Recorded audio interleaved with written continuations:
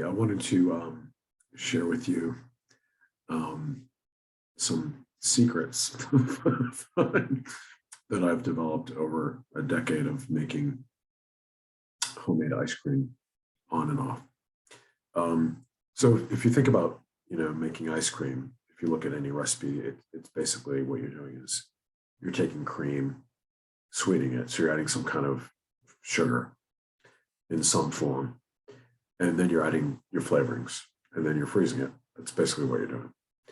And when I first started making ice cream, I actually didn't have an ice cream maker, so I literally just froze it in the freezer, and you can do that. And um, the only issue you might have is that the flavorings, like the sugar, might settle on the bottom.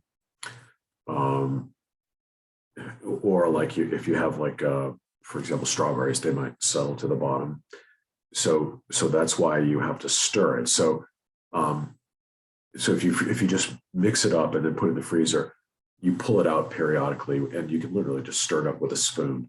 And eventually, at some point, it's going to get so thick that you really can't stir it easily anymore, right? And it's going to be in good shape. So you just leave it to freeze fully.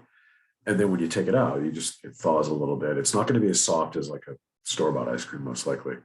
But you just take it out and let it thaw very briefly, and it'll start to soften a little bit, and then it's absolutely delicious.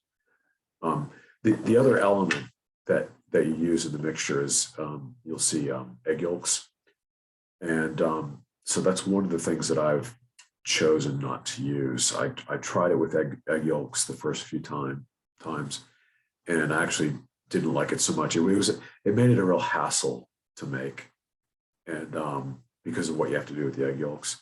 So I just don't use egg yolks. And I think it's absolutely delicious ice cream. It's not as soft. You don't get like the softness you get in the store, but I actually don't like that. I don't like super soft ice cream. So that's one thing. I don't use egg yolks. The second thing that I do is when you look at recipes, they'll often tell you to use heavy cream or like a mixture of heavy cream and milk. And it's still extremely fatty. It's a heavy, fatty ice cream. And which is fine if that's what you like, but for me, I like things that are really clean on the palate. It has a clean feeling in the palate.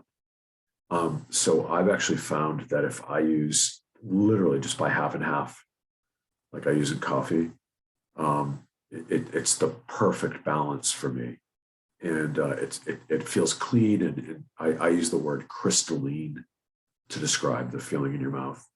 It's almost like there are thousands of microscopic ice crystals, and it just feels clean and cleansing in the palate. It doesn't hang there. It doesn't feel heavy and fatty. So that's this. So the first thing is no yolk for me. Use half and half, not a heavy cream mixture. And then the third thing is I like ice cream that's subtly sweet. I don't like sickly sweet. Yeah, in general, I like subtly sweet foods, right? I don't like hyper sweet foods. So making homemade ice cream is a way to get subtly sweet ice cream, which you really can't get commercially. So now I don't use recipes, so I can't give you measurements, right? And I don't use them myself. So what I basically do is I now have an ice cream maker, and as it's freezing, I just keep sampling little bits of it, and if you can do this, if it's the ice cream maker spinning, and if you sample it and it's not sweet enough, you just add more sugar.